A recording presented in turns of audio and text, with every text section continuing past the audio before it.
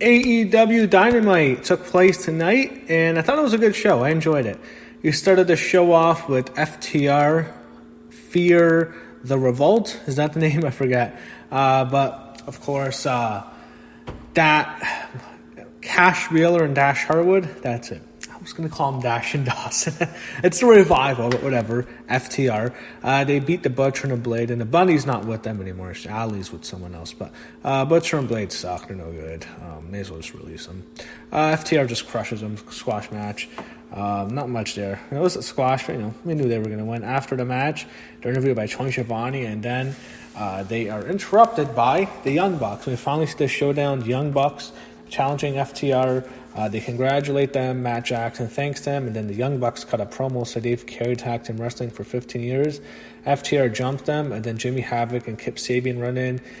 Then Kenny Omega and Hangman Page come in, and FTR, Omega, Page, and the Bucks clear the ring. And it looks like probably an 8-man tag. Probably FTR versus the Bucks is the final match, but it looks like probably going 8-man tag. So I guess it would be first.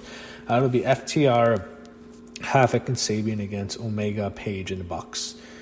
They had Dasha Gonzalez backstage. She's with the Natural Nightmares, and the Natural Nightmares have Brandy Rhodes and Allie. And Allie's really pretty. She's a really cute blonde girl. And they have the thing where Brandy's jealous of Allie, or she's mad because Allie... They had the match last year, Brandy and Allie. Brandy won. It's funny, they had some... They're back to where the original gimmicks were, except I think last year they had... Brandy was like a heel, and Allie was a face, I believe, but she had darker hair. Now she has blonde hair. And they both turned evil for a while. Remember, Brandy had that stupid evil goth gimmick, and Allie was the bunny, and then they're both regular women again. But I guess they're setting up a match with them, and they're clearly setting up tension with Dustin and his partner. So it's announced they'll face Omega and Page for the tag titles next week. And Brandy, the whole thing was Brandy was upset. She's wearing QT's Nightmare family jacket. Marshall said Allie is his girl and part of the family. It's kind of a disaster that QT has a Nightmare family jacket and I don't. Dustin told QT that he needs his head in the game. He said Omega and Page are two of the best in the world in a multi-tag team title match. Dustin knows what it takes, and he told QT to get Allie out of the system and focus on the match.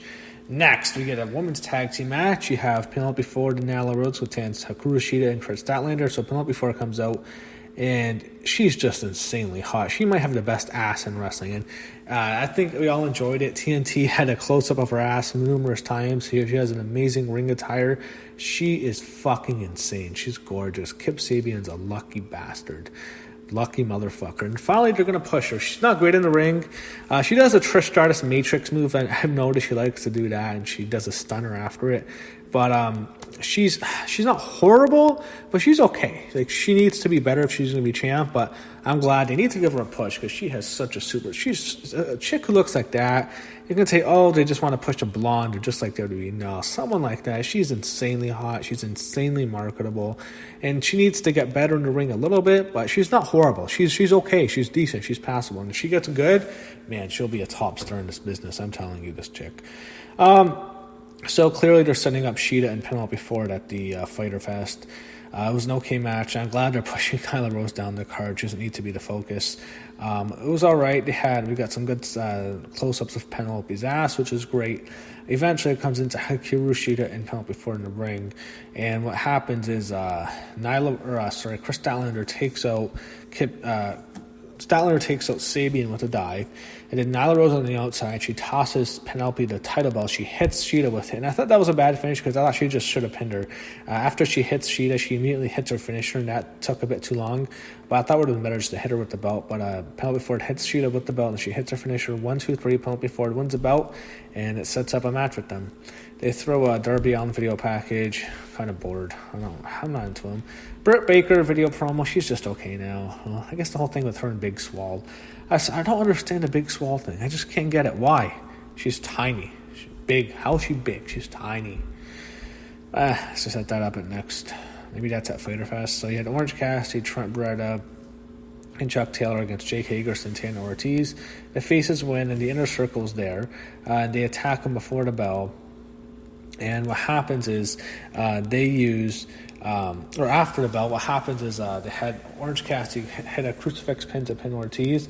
Then Jericho leaves the commentary desk, which he was there all night, with Jim Ross and Tony Schiavone, and he runs to the ring with Floyd, the baseball bat.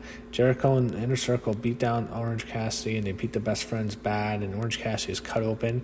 Jericho then grabs a giant bag of oranges, and he hits Cassidy right in the fucking head with them, and they start squeezing the juice from the oranges, and it goes into Cassidy. All I thought was, it's going to sting because he has an open wound. Like, don't let the juice go into the wound because that's probably going to sting us. Going to sting really bad, I would assume.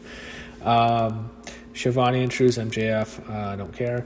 The head JR goes to a video package highlighting the Dark Order attempts to recruit Colt Cabana. Sammy Guevara beats Colt Cabana, sets it up. Guevara wins. The whole thing is Colt Cabana is going to join the Dark Order. Who cares about Colt Cabana in 2020? I don't really care about Sammy Guevara gets the win. I guess they can try and push him more. They show Brody Lee. He helped Cabana to his feet, then left.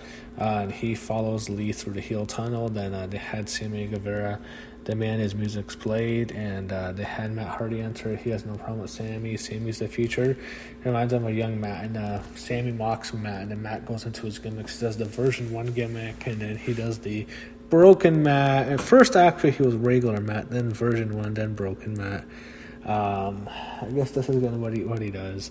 Seriously, I'll be honest. I wouldn't mind if he would have just stayed in WWE. I know it would have been good, but maybe would have given him some Hardy show or broken show on the network or something. Sorry, this shit doesn't work. I hate saying it. Just it's been a flop in AEW. He just it's not a good idea to come there. Probably would have been better staying in the WWE.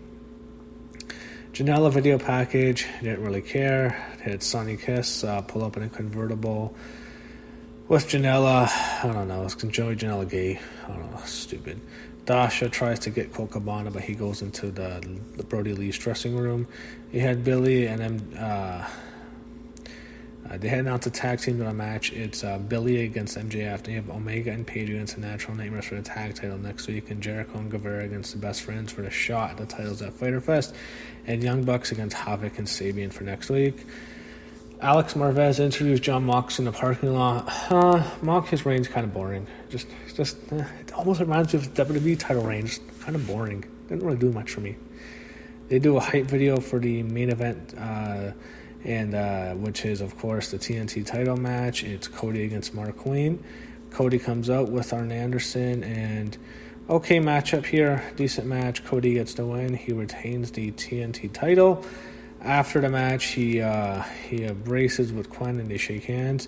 Jake Hager enters. He goes after Arn. Cody went after Hager. Hager drops Cody. Cassidy, Quinn, and Matt Hardy run to make the save. Cassidy and Quinn hit Hager with chairs, and Hardy clotheslined him to the floor. Santana Ortiz, Guevara fight into brawl. Hardy hits Guevara with the twist of fate. Cody hit Hager with the chair. Cody grabbed the mic. He says he knows what Hager was after. Cody says Hager wants a TNT title match at Fyter Fest. He's on. And, it was a good brawl to end the show. And that sets up Cody Rhodes and Jake Hager. I know it's or Cody and Jake Hager, not Cody Rhodes and Jax, rather. Okay, I thought the show was good. Penelope Ford's ass is clearly the highlight. But I thought the show was pretty decent this week. I enjoyed Dynamite. We'll see what we go from there. I wonder... I'm not going to mention that. Nah, nothing important. Anyway, I thought it was a decent show, and the Fyter Fest is in a few weeks, so that's their next show they're building up to.